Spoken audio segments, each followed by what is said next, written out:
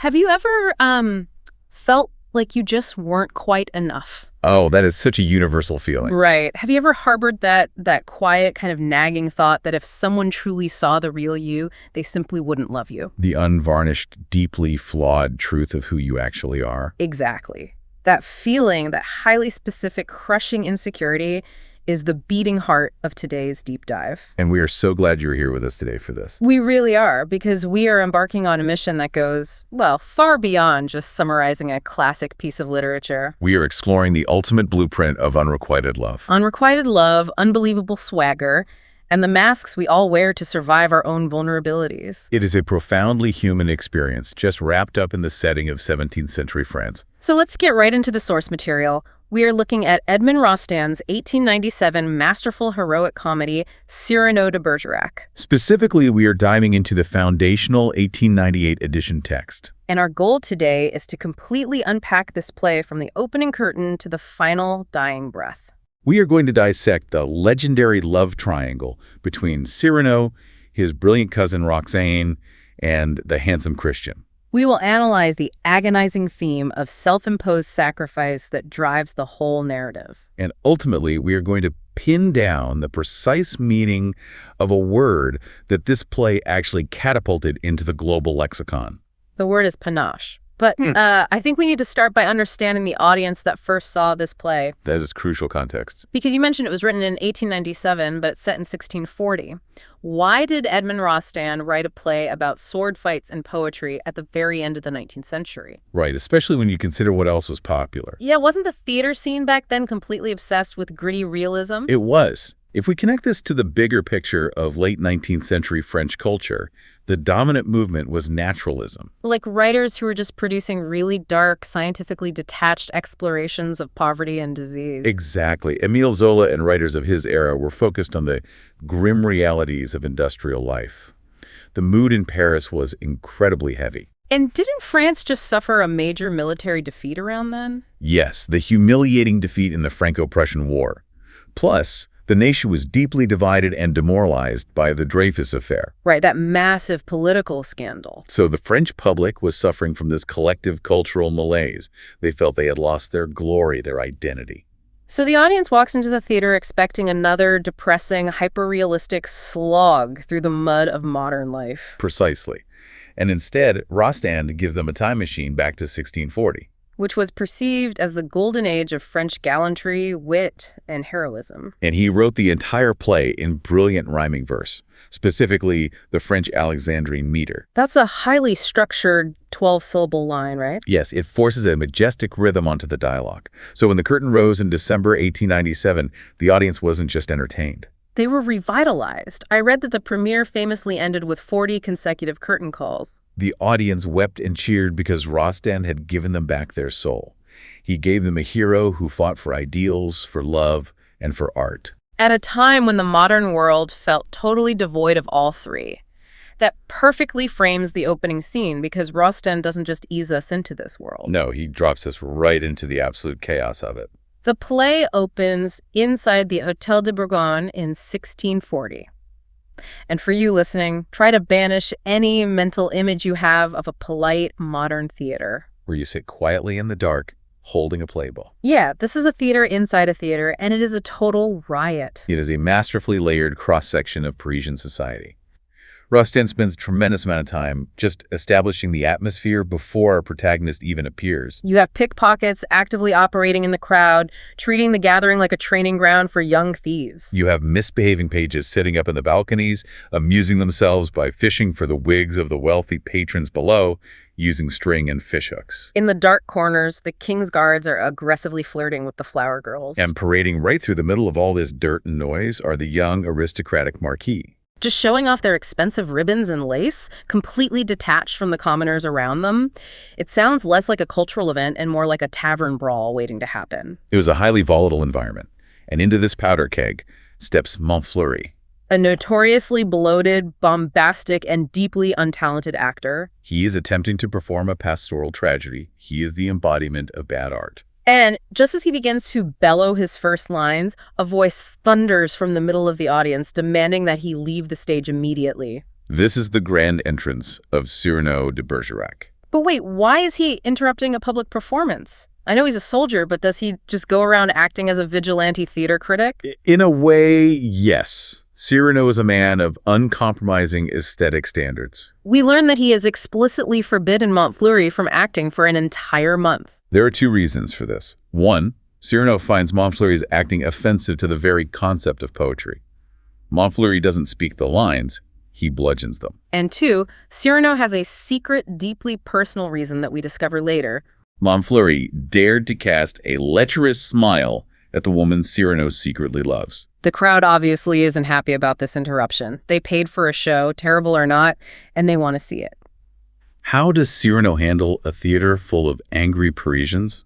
He doesn't apologize, and he definitely doesn't back down. Instead, he performs a gesture of supreme theatricality.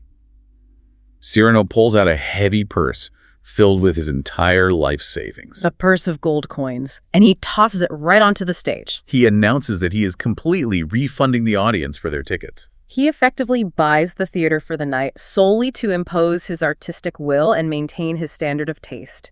Okay, let's unpack this for a second. Let's look at the financial reality of that. He just threw away a month's worth of food and rent, just for the style of the gesture. He literally buys his way out of a riot just to make a point about bad acting. That level of arrogance is bound to attract the wrong kind of attention. Especially from the aristocrats who consider themselves the real authorities in the room. Right. It immediately draws the ire of the Comte de Guiche, a powerful nobleman. And his sycophantic lackey, the Vicomte de Valvert. They look at this ragged, arrogant poet from the provinces and decide he needs to be publicly humiliated. Valvert steps up to do the job. And this is where we get the legendary confrontation. Valvert swaggers up to Cyrano, fully expecting to put this upstart in his place. He looks Cyrano up and down, preparing what he assumes will be a devastating insult about Cyrano's most prominent physical feature. And what does Valvert say? He says, "You have a very big nose." That's it. That is his entire attempt at a burn. It is so weak. It is a painfully unimaginative insult, and Cyrano's reaction is a brilliant subversion. He doesn't draw his sword in a rage. He doesn't shout. He is actually disappointed. He looks at Valvert and essentially says, "That's a bit short, young man. You could have said so many things, varying the tone." What follows is one of the greatest monologues in theatrical history. Cyrano systematically dismantles Valvert by demonstrating how a true intellectual, a master of language, would have insulted that nose. He provides 20 different categories of insults, improvising them flawlessly on the spot. Doing Valvert's job for him, but 100 times better. I would love to hear some of the specific examples from the text because the sheer variety is mind-blowing. The linguistic agility is breathtaking. In the descriptive tone, Cyrano suggests it is a rock, a peak, a cape. What do I say? A cape. It is a peninsula. Moving to the tender tone, he offers have a small parasol made for it, lest its color fade in the sun. In the dramatic tone, he cries, "It is the Red Sea when it bleeds." He offers the pedantic, the rustic, the military. He turns his own physical deformity into a canvas for his genius. By doing that, he is taking absolute ownership of his deepest flaw. It's a complete weaponization of self-deprecation. If you insult yourself better than your enemy ever could, you completely disarm them. You take away their only weapon. But naturally, Valvert is humiliated by this intellectual beating. His pride is shattered in front of the entire aristocracy of Paris. So he does the only thing left to him. He challenges Cyrano to a physical duel right there in the theater. And Cyrano accepts, but he raises the stakes to an absurd degree. He promises the crowd that he will compose a poem while actively fighting Valvert. And he will strike his opponent on the exact final syllable of the poem. And he doesn't just promise any poem, he promises to compose a ballade. Let's explain exactly what that entails, because I think a modern listener might just think he's tossing out a few random rhyming couplets. A classical French ballade is a highly rigid, mathematically demanding poetic form. It consists of 3 stanzas of 8 lines each, followed by a shorter 4-line stanza called an envoy. The meter must be perfect. Furthermore, the rhyme scheme is strictly A, B, B, C, B, C. And here is the most difficult part. You must use the exact same rhymes across all 3 stanzas. Improvising that kind of structural perfection while sitting quietly at a desk is the mark of a great poet. Improvising it out loud while simultaneously parrying the thrusts of an expert swordsman trying to kill you is a display of superhuman cognitive dominance. It's the ultimate multitasking. He has to calculate the physical geometry of the sword fight while simultaneously searching his vocabulary for words that fit a predetermined rhyme scheme. And true to his word, The choreography of the fight perfectly matches the rhythm of the verse. As he recites the final lines of the envoy, he lunges. The text reads, "I thrust as I finish the envoy. At the end of the refrain, I touch." Or in the original French, à la fin de l'envoi, je touche. And on the word touche, his blade strikes Valvert. It is an absolute spectacle. The crowd goes wild, Valvert's friends carry him away, and Cyrano is the undisputed hero of Paris for the night. But what I find most fascinating is what happens next. The adrenaline fades, the theater empties out, the cheering stops, the lights go down, and Cyrano is left completely alone with his oldest, closest friend, Lebret. And all of that swagger, all of that weaponized confidence just vanishes. This is where Rostand peels back the armor. Cyrano confesses a secret that recontextualizes everything we have just seen. This invincible warrior poet, who just humiliated the aristocracy and dominated a duel while composing perfect verse, is harboring an agonizing vulnerability. He confesses to Lebret that he is in love, but it is a love he believes is fundamentally impossible. Why impossible? He's a hero. He's brilliant. Because of his physical appearance. Cyrano tells Lebret that his nose precedes him everywhere by a quarter of an hour. He says it forbids him from even dreaming of being loved by even a plain woman. But the woman he has fallen for isn't plain. She is his cousin, Madeleine Robin, known as Roxane. She is brilliant, she is beautiful, and she is deeply involved in the Precious movement. The Precious movement wasn't just a casual term for an intellectual woman. It was a very specific cultural phenomenon in 17th century France. Yes, les Précieuses were aristocratic women who hosted influential literary salons. They actively rejected the brute, macho, hyper-masculine culture of the military men. They demanded extreme refinement in language, complex emotional intelligence, and highly stylized poetic conversation. They value the mind and the soul above all else. Which makes Cyrano's situation a tragic paradox.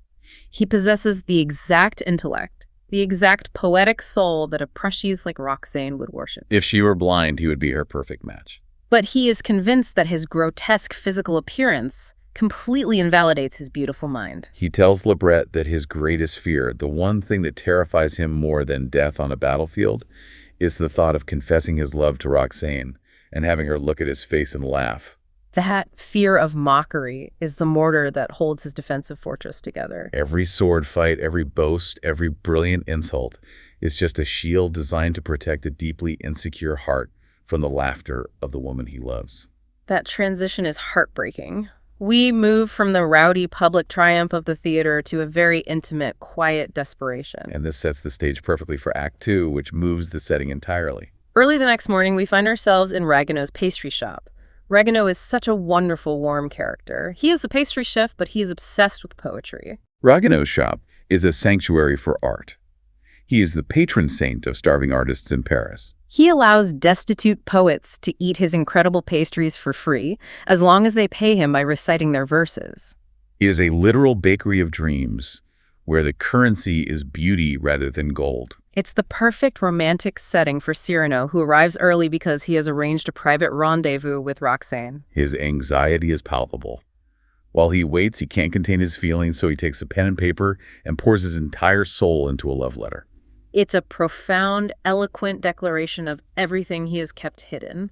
But when he finishes, he deliberately leaves the signature blank. He's preparing for two vastly different futures. He decides that if Roxane shows even a glimmer of romantic interest during their meeting, he will hand her the letter and reveal his heart.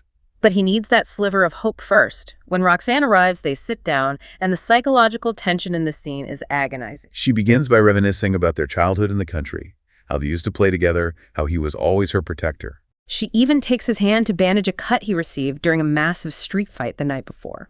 And Cyrano, for just a fleeting, dangerous moment, allows himself to believe.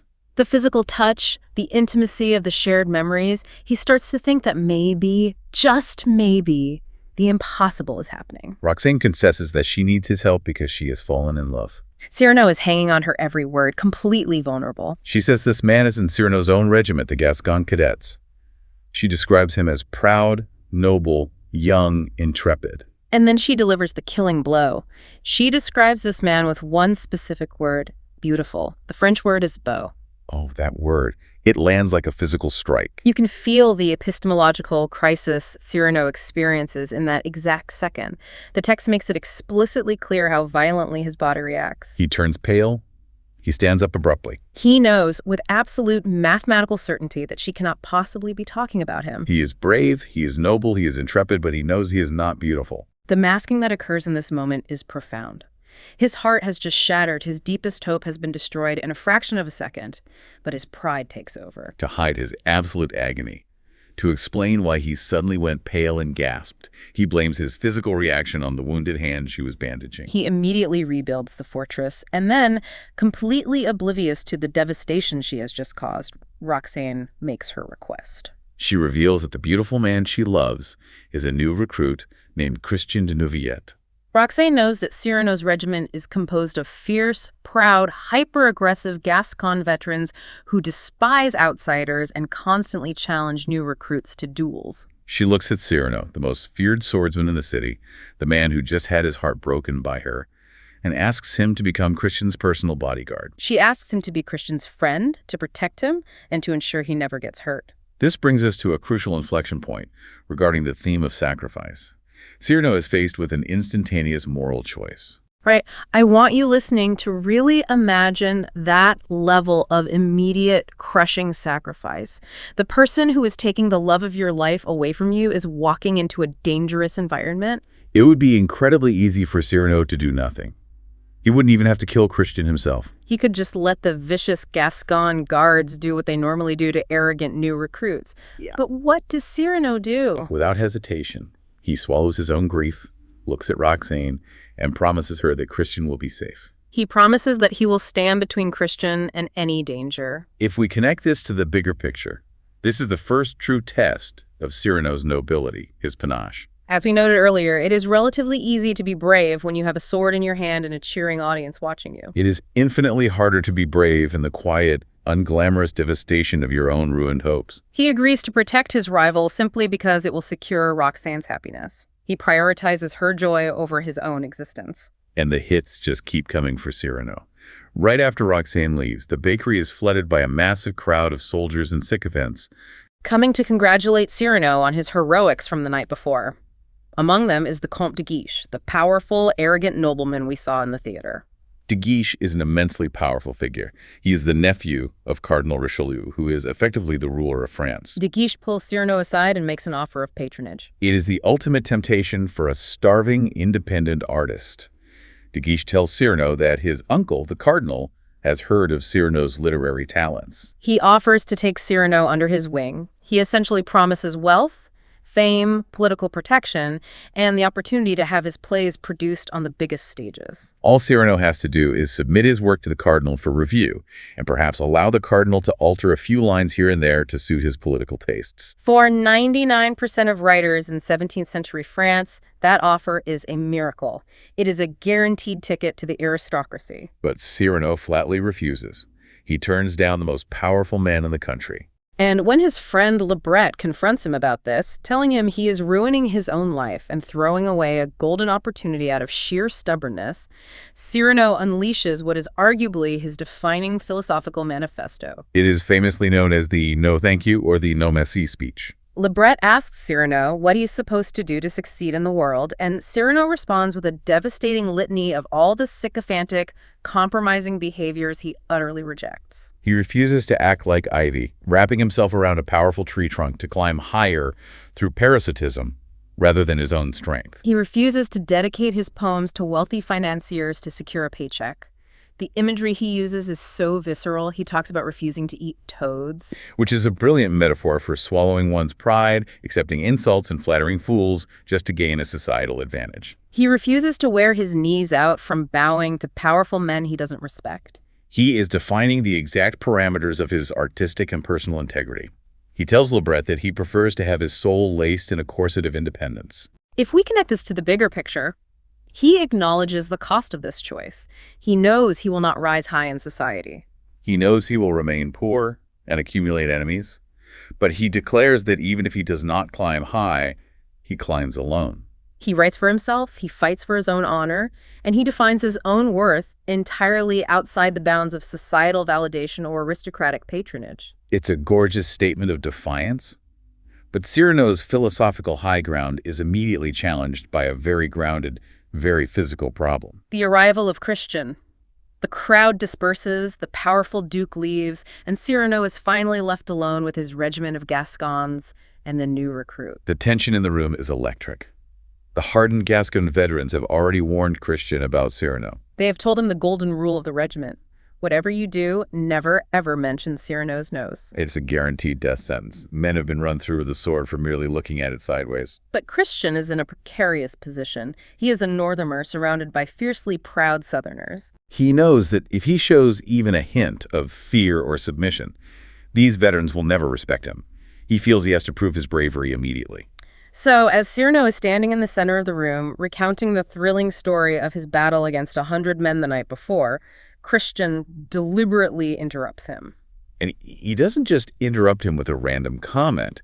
He repeatedly, aggressively inserts terrible jokes and puns about noses directly into the flow of Cyrano's war story. The other soldiers are absolutely terrified. They are literally ducking behind tables and pulling their hats over their eyes, fully expecting Cyrano to draw his sword and slaughter this arrogant kid on the spot. Because historically, that is exactly what Cyrano would do. He has maimed men for much less. But Cyrano suddenly remembers his promise to Roxane. He realizes that this handsome, foolish boy is Christian de Neuvillette. It is a brilliant subversion of the audience's expectations. Cyrano stops speaking, he clears the room, ordering his terrified men outside. The moment the doors close and they are alone, instead of drawing his blade, Cyrano walks over and embraces a completely bewildered Christian. He tells Christian who he is, that he is Roxane's cousin, and he delivers the news that Roxane loves him. Christian is initially overjoyed, but that joy evaporates almost instantly. He confesses a secret of his own, setting up the central, bizarre premise of the entire narrative. Christian says, yes, I am beautiful and I am a brave soldier, but I am an absolute fool when it comes to language. I lack the wit, the poetry, the eloquence required to woo an intellectual woman, a précieuse like Roxane. If I actually open my mouth and speak to her, the illusion will be shattered and she will despise me. So what does this all mean? This raises an incredibly important thematic question about identity and love. Cyrano looks at this handsome young man. He sees the physical perfection that Roxane desires, but he recognizes the utter void of eloquence. And Cyrano knows his own reality. He possesses the magnificent words, the soaring poetry, the profound soul that Roxane's intellect craves, but he is trapped inside a physical form she could never love. They are two halves of a whole. So Cyrano proposes a startling, almost unnatural pact. He says, I will be your wit, and you will be my beauty. Let's really interrogate this pact for a moment. To a modern listener, this sounds incredibly problematic. Isn't Cyrano essentially catfishing Roxane? That is a very apt modern analogy. He is orchestrating a massive deception. It's like having an advanced AI or a brilliant ghostwriter write all of your dating app messages. But the person on the other end is falling in love with the text, not the person in the profile picture. And the ethical dilemma is at the core of the tragedy. From a modern perspective, it is absolutely a deception that denies Roxane her agency. However, within the context of the 17th century courtly love tradition, it is presented as a symbiotic merging of two incomplete men into one perfect, platonic ideal of a romantic hero. Cyrano isn't doing it to maliciously trick Roxane. He's doing it because his self-loathing is so absolute that he believes this is the only possible way his words can ever reach her. He offers to write the letters. He offers to feed Christian the words. And to seal this bizarre deal, Cyrano reaches into his pocket and pulls out the love letter he had written in the bakery earlier that morning. The one with the blank signature. He hands it to Christian and says, "Here, take this. It will fit her like a glove." We poets always have letters written to imaginary muses in our pockets. Which is, of course, a lie. It was written explicitly for her, forged in the fires of his genuine agony. But Christian, desperate and out of his depth, accepts the letter. He adopts Cyrano's soul. And that devastating pact leads us directly into Act 3, which features the famous balcony scene. This is the absolute pinnacle of love by proxy. It's nighttime, and we are outside Roxane's house. Christian has been delivering Cyrano's letters for a while now, and Roxane is completely intoxicated by the intellectual depth and passion of this man she thinks is Christian. But tonight, Christian makes a fatal error in judgment. He gets overconfident. He tells Cyrano, "I don't need you prompting me tonight. I've read the letters. I know how she feels. I want to speak for myself." It is entirely understandable. Christian wants to be loved for his actual self, not for a borrowed genius. But the reality of the Precious movement comes crashing down on him. Roxanne steps out, expecting a feast of brilliant poetic devotion. She expects the man who writes those letters to speak with the same soaring eloquence. But when Christian opens his mouth, his mind goes blank. Stripped of Cyrano's vocabulary, all he can manage to say is a repetitive, clumsy, "I love you and I adore you." Roxane is deeply insulted. For a woman of her intellect, a lack of linguistic effort is equated with a lack of love. She assumes he has either stopped trying or worse, that his previous letters were a facade and he is actually entirely shallow. She shuts down the conversation and slams the door in his face. Christian panics. He realizes he has ruined everything, and he begs Cyrano to salvage the situation. So they devise a physical setup that perfectly mirrors their psychological arrangement. Cyrano places Christian directly under Roxane's balcony to serve as the visual avatar. Cyrano hides himself in the deep shadows directly beneath the balcony, entirely concealed by the darkness. Roxane returns to the balcony, and Cyrano begins to whisper lines to Christian, who calls them up to her. At first, it's clunky. The timing is off. The delay between the whisper and the delivery is obvious. What's fascinating here is how the environment changes Cyrano. The physical setup, the total darkness hiding his face, acts as a catalyst. It removes the very thing that has kept Cyrano silent his entire life. For the first time, he doesn't have to worry about his nose. He doesn't have to worry about the light exposing his deformity. He is pure, disembodied voice. Well, mask of darkness frees him. Cyrano realizes the prompting is too slow, so he pushes Christian aside. Standing in the shadows, mimicking Christian's vocal cadence, Cyrano begins to speak directly to Roxane himself. And the poetry that flows out of him is breathtaking. It is raw, it is vulnerable, and it completely lacks the clever, cynical wordplay he usually hides behind in the daylight. He tells her that for the first time, he is speaking from his true heart because the night protects him. Roxane is entirely captivated. She has never heard Christian speak with such profound, unshielded emotion. And as the tension builds, the conversation turns to the idea of a kiss. Roxane is hesitant, clinging to her refined intellectual ideals. She thinks a physical kiss might degrade the spiritual purity of their conversation. But Cyrano, speaking from the dark, weaves a conceptual definition of a kiss that breaks down all her defenses.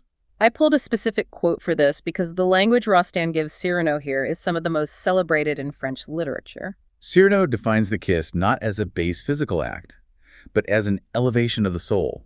He calls it a secret that takes the mouth for an ear. And a pink dot placed on the eye of the verb to love. He describes it as a communion that allows the soul to breathe out and the heart to be tasted on the lips. He makes the concept so irresistible, so deeply romantic, that Roxane is completely won over. She tells him to climb the balcony and claim his reward. And this is the bitter, agonizing climax of the proxy romance. Who climbs the balcony? It isn't the man whose soul just wooed her. It is Christian. Christian scales the wall and embraces Roxane, claiming the physical, passionate reward that Cyrano's intellect and vulnerability just earned. Down below, standing alone in the pitch blackness, Cyrano listens to them embrace.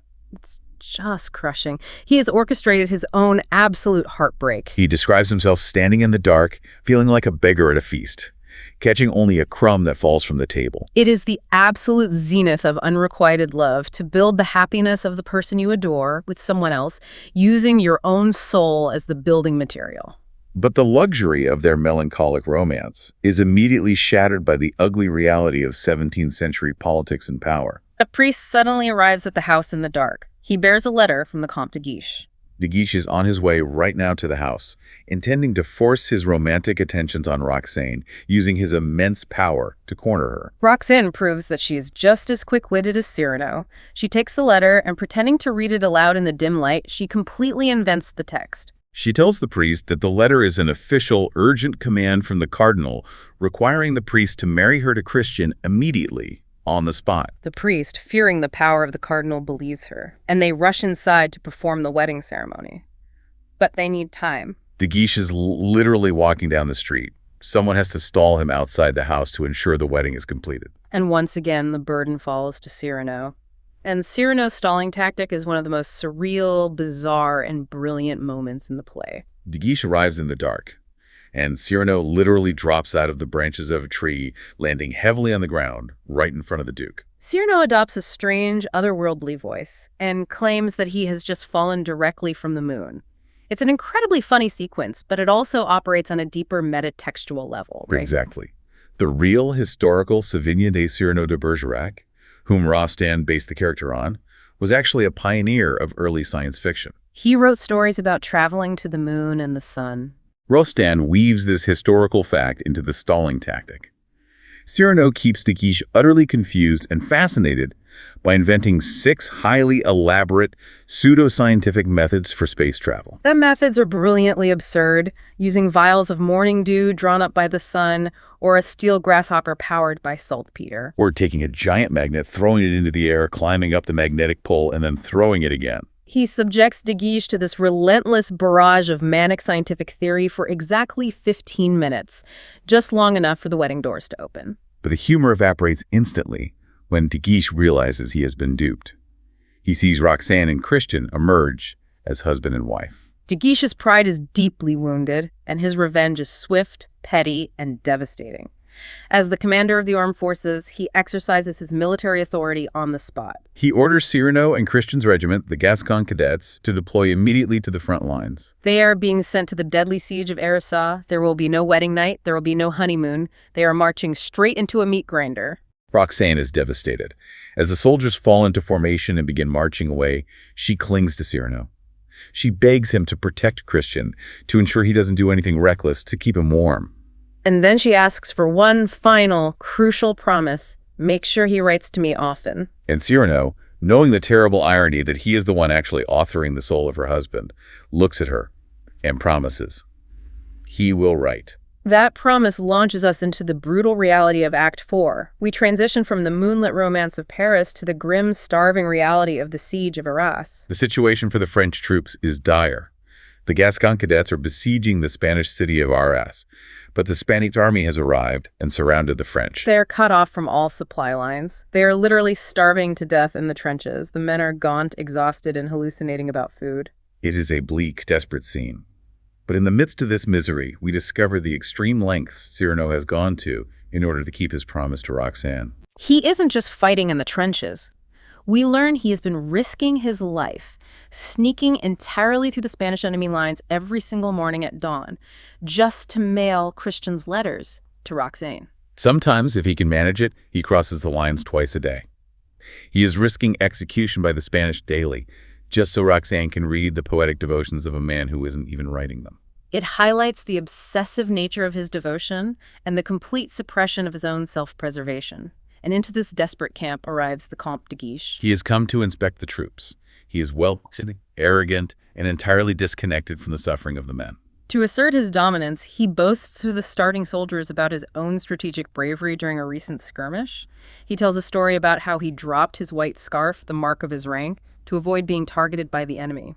He presents this as a brilliant tactical maneuver, but Cyrano completely undermines him.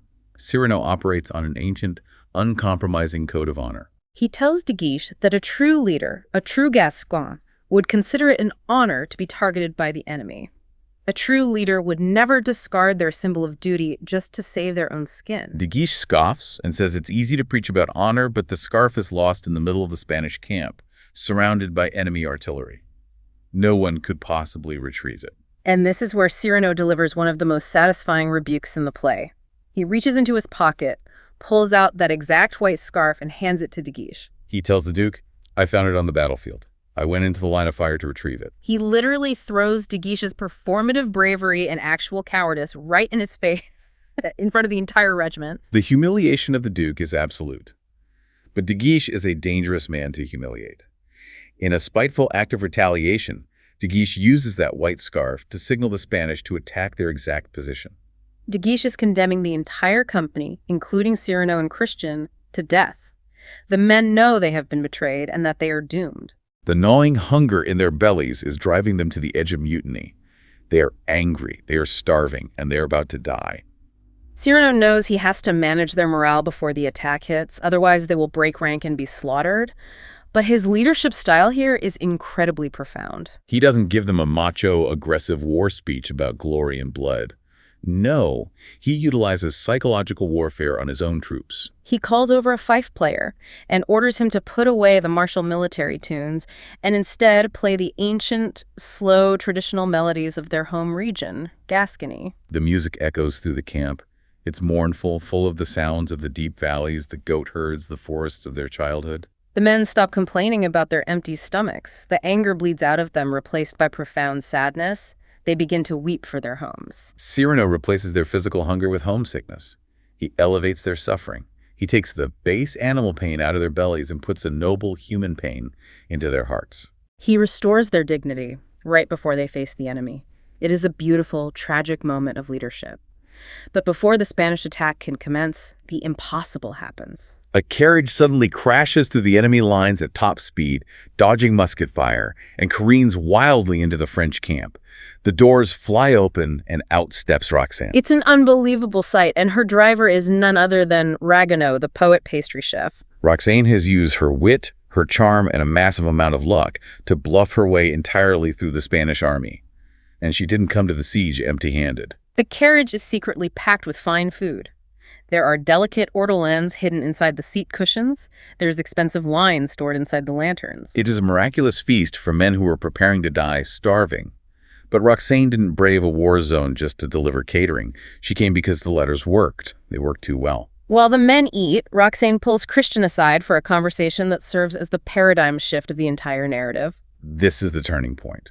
Roxane tells Christian that she has risked her life to come to the front lines to apologize to him. She confesses that when she first met him, she loved him only for his handsome face. She admits that her love was superficial. But the letters changed everything. She tells him that reading the profound depths of his soul on paper, her love has evolved. It has deepened into something entirely spiritual. She declares the ultimate victory of the soul over the flesh. She looks at Christian and tells him that she no longer cares about his exterior. She says she would love him now even if his beauty completely vanished. Even if he were grotesque, even if he were ugly, she would love him fiercely and exclusively for his brilliant soul. Just imagine being Christian in that moment. Hearing the woman you love declare absolute devotion to you and realizing she is not talking about you at all. Christian realizes in that split second that Roxane does not love him. She loves the author of the letters. She loves Cyrano. Christian's reaction in this moment is deeply honorable. He is not a brilliant poet, but he is an honest man. He refuses to live a lie. He finds Cyrano and repeats Roxane's declaration. He tells Cyrano that Roxane would love him even if he were ugly. Christian demands that Cyrano go to Roxane immediately, tell her the absolute truth about the pact, show her who actually wrote the letters, and force her to choose between them. And he walks away, heading toward the front lines, leaving Cyrano to face Roxane. Here's where it gets really interesting. Cyrano goes to Roxane. He cautiously asks her, is it true? Would you truly love him even if he were ugly? And she confirms it. Cyrano is standing on the precipice of everything he has ever wanted. The impossible is suddenly possible. He is literally opening his mouth to confess, to claim his identity and his happiness, and then the gunfire erupts. The Spanish attack begins. The timing is cruel beyond words. Almost immediately, a group of soldiers solemn carry a body into the camp. It is Christian. He has been mortally wounded by the first volley of the battle. As Christian dies in Roxane's arms, Cyrano kneels down next to him, and Cyrano leans in and whispers directly into Christian's ear. He says, I told her everything. It's still you she loves. Let's unpack this staggering lie. Cyrano has the perfect opportunity to tell the truth. Why does he lie to a dying man? Because it is the ultimate act of self-denial and empathy. Cyrano tells a lie to give Christian absolute peace in his final moments on earth. Christian dies believing he is truly deeply loved for exactly who he is. But by telling that lie, by gifting Christian that final peace, Cyrano permanently traps himself.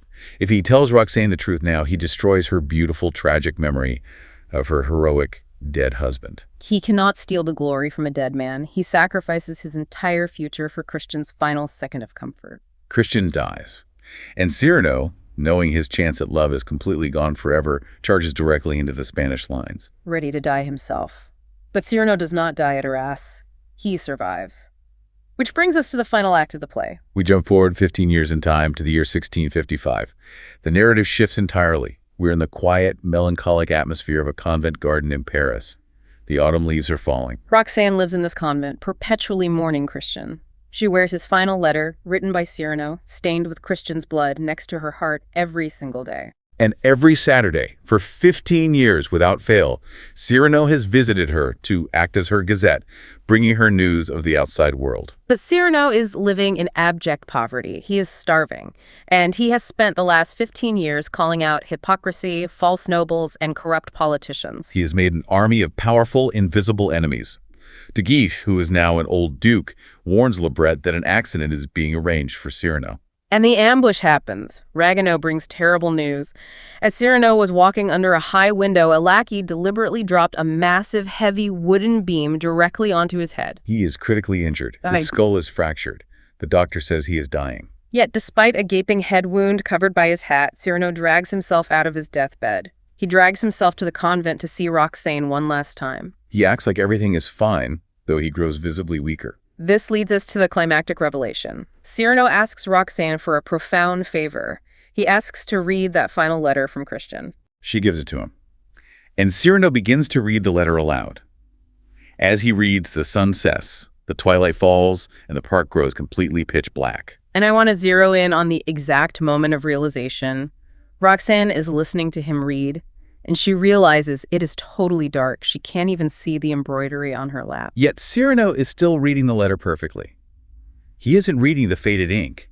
He is reciting it entirely from memory. The veil lifts. Roxane hears his voice, and the memory of 15 years ago hits her. She realizes it is the exact same voice from the shadows of the balcony. She connects all the dots, the letters, the words, the soul. It was you.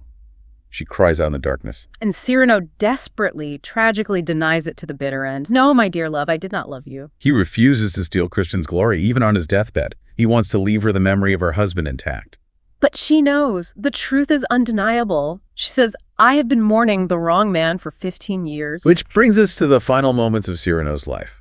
He begins to hallucinate, but he refuses to die sitting down. He forces himself to his feet. He draws his sword and begins to fight his invisible enemies. Falsehood, compromise, prejudice, and cowardice. He is fighting the corruptions of the world. And then we get his dying lines.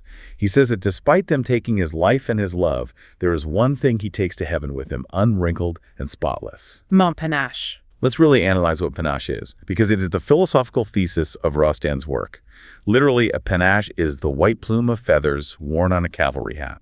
But Rostand transforms it into a profound philosophical concept. It means flair. It means moral courage. It is absolute swagger in the face of inevitable crushing defeat. It is the absolute refusal to compromise one's soul.